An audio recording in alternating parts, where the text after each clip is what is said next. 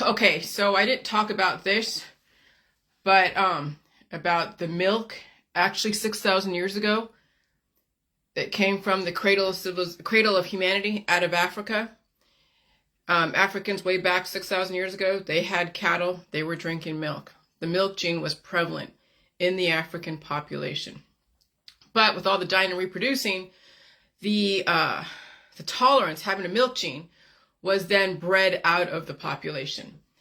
And so this is where you have to understand, like, the annals of history, ANNALS, which is like the register of history, the strata, just like your anus has a strata of different poop that will keep you looping or allow you to evolve if you release the demons.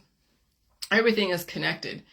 But even like the Bay Area, like when I mentioned in my last video of how homogenized and compartmentalized the East Bay was, where you had over there Brentwood, Concord, and Martinez, and those areas, Pittsburgh, Antioch, and then it went into then the Beverly Hills of the East Bay. You had Walnut Creek, La Miranda, Lafayette, Moraga, Orinda. Then you went through the Caldecott Tunnel to then start diversifying or bringing people together more so, not so compartmentalized. So then you have the university system, Berkeley. Okay, then you had all the professors and the students, UC Berkeley. And then you went through, and then you got into Oakland. I didn't mention Oakland. So there's Oakland, but then you have more of the African American population. And then you had maybe a little bit of the white people in, what was it called? It starts with a P, I forget. It starts with a P. It's the pit, oh gosh. Something Hills. The, Oakland Hills, but there's another name for it. Oakland Hills. The Oakland Hills. And then you got into Oakland Hills, California. There's something else. It was named something else. I forget the name. That's okay.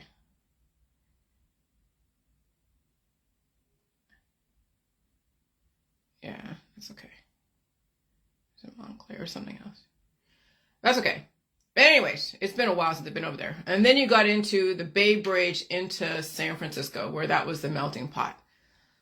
And so when you think about milk, milk produces life. And milk actually produces the mucus to release the demons, to give you a carrier force to release the demons. And why is it that now the Nordic population is more milk tolerant and lactose tolerant versus the African American population? When they were the ones way back 6,000 years ago that brought milk into the culture. And then it's been cultured out of certain populations. And that's why you have certain cultures like the Black population have hypertension, have issues with high blood pressure, and other types of melanin issues and things that where they have to get vitamin D to be able to have some kind of balance, because the melanin is blocking the UV sun rays, and there's so much dying and reproducing, no one is evolving. And so let me just go out of there's interest. And so so the compartmentalization in the Bay Area showed you that you have the white population subsisting on milk, Black population probably not so much, if they even at all. And then you're seeing, then that's the experimentation. Then you're seeing biotech figure out what's going on and get every genome out there. And you can breed someone to be deficient, to be intolerant to food. You can breed people to be intolerant to food and be intolerant to milk and meat and eggs and all that. And that's the dangers of allowing somebody else to bioengineer you and being afraid of symptoms. Okay? And so somebody bioengineered certain people to stay away from milk and made it popular with the Nordics. Even though it came from Africa, it was very popular in Africa as a staple 6,000 years ago. And then some of the Africans became scared of milk and became lactose intolerant. Greek mythology, when you think about actually the Greek system, was all about flipping the script. making the Caucasians stronger than the African Americans as far as longevity. Okay? So you can have African Americans be really strong and have that muscle and that quick reaction time. And then, of course, breeding a whole type of cultural phenomenons, like in the Olympics and sports and entertainment. But in reality, why can't the African Americans be just as evolutionary as the Caucasians, and tolerant and intellectual, and not just be used as an entertainment piece? Okay? And so now scientists have found some of the oldest evidence yet for dairy drinking. People in modern Kenya and Sudan were ingesting milk products beginning at least 6,000 years ago. That before humans evolved the milk gene, suggesting we were drinking the liquid before we had genetic tools to properly digest it. But they were a strong population back then. That's the thing. And then somehow it was bred out of the population. And then, of course, the Nordics down the road, when that's why we're saying nowadays, who has the tolerant gene to milk? It's the Nordics, because they bred it out of the African American population. Now the African American population needs to figure out what's going on and start taking back their culture. Okay? And so me crossing the railroad tracks, understanding the Black population, was another awareness of how the split in our society was developed, even over there in the Bay Area. But even some whites don't drink milk, that they're lactose intolerant. They will not drink milk, they will not do anything, or even eat meat too. So we have the destruction of even some of the cultures. And so nowadays you look at who has been scared away from milk. The East Indian, the Asian, the Jewish people, the African Americans. You can see if you Google who are lactose intolerant. Well, that was engineered. That was bioengineered into your culture. And then why is it that those in North Europe are so tolerant to milk and they're built like brick shit houses? Because it was a whole engineering. See, wow. History is written by the winners. History is written by those who want to bioengineer society to do a certain thing and be a certain way. I mean, me coming from that background of being psychologically engineered and probably even physically engineered, biophysically engineered, and me leaving that and going and visiting another culture and understanding their culture, and then even looking back on all of that and looking back in the 1960s and the development of the gang culture, development of the homogenization of all the religions and out there, it's like, holy crap. It's like you can't stop at just one place. You just keep going and going and going. You're like, holy shit. Then you realize your whole society, everything is engineered. Even here in Ohio. When I knew in my gut, when I was talking to that teacher, when I was at Toastmasters, and she was a born again Christian, and I'm saying, and she's also a teacher, yeah. And I'm saying, I think people here in Ohio were bred and engineered to be in the type of a blue collar world. Well, of course. I mean, you have your little smatterings of higher education, like the Cleveland Clinic and Ohio State University and Kent State. But there's a lot of blue collar workers in this town. So of course you're going to have technical schools that do welding and driving trucks and throwing steel and doing landscaping and all that. And so you have to understand that each area has an engineering of a biotechnical engineering and an economical engineering of their specific given society. And then you have to understand that when they don't need that anymore in certain areas, and even in the Bay Area and or in blue collar communities, when they don't need that type of innovation, then the environment changes. And so what used to be a calmer environment where you can kind of get ahead of your different diseases, now in this environment, if you don't understand how to feed those energy symptoms that you were scared away from, then that will actually take over and destroy you faster. There's fast moving cancers nowadays that you get diagnosed one day and you die from it the next day because you can't get ahead of it because you've been scared away from milk, you've been scared away from meat, you've been scared away from eggs, fruits and vegetables, but you don't want to live your life on fruits and vegetables because you need the meat and the milk, or you need the protein and the milk. But I like a nice marbleized steak versus a soy drink, okay? And so you got to realize that that's what's going on right now. is that people are scared of their symptoms. I don't mind feeling heart palpitations. Somebody that just came on watching me did a sad face on the picture of myself where I said I had heart palpitations. That's not a bad thing. What people do when they feel heart palpitations is they go take a drug to stop it. They go take some herbal supplement to stop it, and then they stop their body from being able to release and work the way it's supposed to.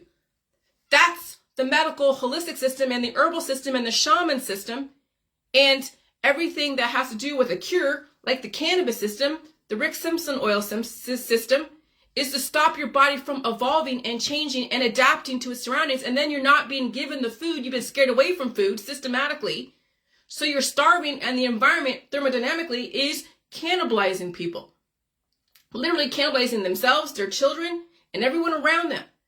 And so you have to realize that, like, drinking cream, not even really milk, but drinking cream is going to help feed the demons so you can release them. And it's going to take time. It's not instantaneous.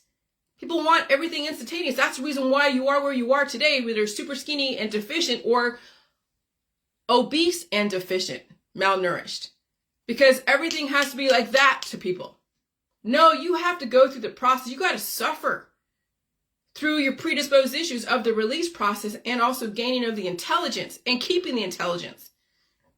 But too many people want the shortcuts. That's why they are dealing with cancer, disease, and chronic illness and autoimmune disorders, and they can't get out of their homogenized politics, religion, and science world because everything has to be like that. They're being sold a surgery, they're being sold a supplement, a detox, a tincture. They've been sold a yoga or a workout routine or massage therapy. They're being sold everything under the fucking sun because there's so many people out there who are suffering, looking for the next latest and greatest cure. And even the J world, you don't want to be cured. You use J juice to wake up the demons, but nowadays you don't even need J juice to do that because the environment is highly ionic. You don't need an ionic drink like we did a couple of years ago before climate changed. Now you just have to wait every weekend for the climate to shift, and you will feel shit to come up, and you have to feed it and release the demons. And there's a particular way to do that if you're going through that transition of bringing in the meat and the milk into your world that causes potentially anaphylaxis or other types of things, that you have a way to release those demons without you using aggressive elements. But that's in my book. But people must be drinking cream/milk. You need that fat. You need the mucus buildup. You need the life. Milk is life. Cream is life. And it was taken away from the African American population systematically and given to the Caucasians in Northern Europe. That even the Jews have been scared away from milk. They were told to only, to not cook with meat and milk together. Okay, so the Jews aren't running the world, okay? And so you have to understand that you now have to be the one to save yourself. Because you can't save anyone else out there. You can't determine if someone can handle that process or not. So you be a representation of you transitioning to life versus promoting death everywhere, in politics, in religion, and in science. Because that's what permeates our society, is the death culture. And so milk is a life culture. The J juice was waking up the demons so you can take a look at yourself if you can handle looking at yourself. Some people can't. Some people can't even handle my videos. They don't like them because they're looking in the mirror at themselves. They have suffered their whole life. And me just confirming that they have suffered and I'm facing my demons, it makes them angry. I understand when you look at yourself and you don't like what you see. So you won't like something because you can't handle looking at yourself. But you can't also tear your eyes away from it either. Part of you is attracted to my information, which is why you watch it and you don't like it. And I'm okay with that. Because maybe at some point you will face your demons and life will win out versus the death in your body and the death and destruction of your lifestyle and your belief system. But maybe it's not in your cards either. And so that's what people are now facing, is the battle between life and death in their body, in their mind, in their spirit. And they are surrounded by the demons in their world. And some people have a hard time relinquishing themselves from that because it's also embedded in their religion, in their culture, in their country. Because you look at like Pakistan and India, when you have the worshiping of the cows and the milk, then you have all the heavy spices that take away from that. That's why there's 1 billion people in India, because you have all the life and then you have all the curries and the spicy food to develop the mutations. What if you just had the milk, like the mango lassies, don't eat the spicy food, and you release the demons with my method? You eat the meat, the milk, and the cheese and the eggs, but you stay away from the curries. You stay away from the cayenne peppers. You stay away from the jalapenos. You stay away from the really spicy food. Because I remember going to an Indian restaurant a couple of years ago when I pretty much purified my body and I ate a bunch of the spicy food. I felt like I was drunk. Like, I felt so weird after eating all that Indian food on a body that was basically purified on some level. I won't eat any more Indian food, but I will have a mango lassi with no cardamom. I'll have the mango, the fruit, and I will have the cream and the milk put together. That's great, but no major spice. I'll use garlic in my foods, and that's like the spice I use in my foods, maybe like pepper and a little bit of garlic. But I mean, and if I do a little bit of Asian food, I'll do a splash of ginger, a little splash of, but I don't do spicy foods.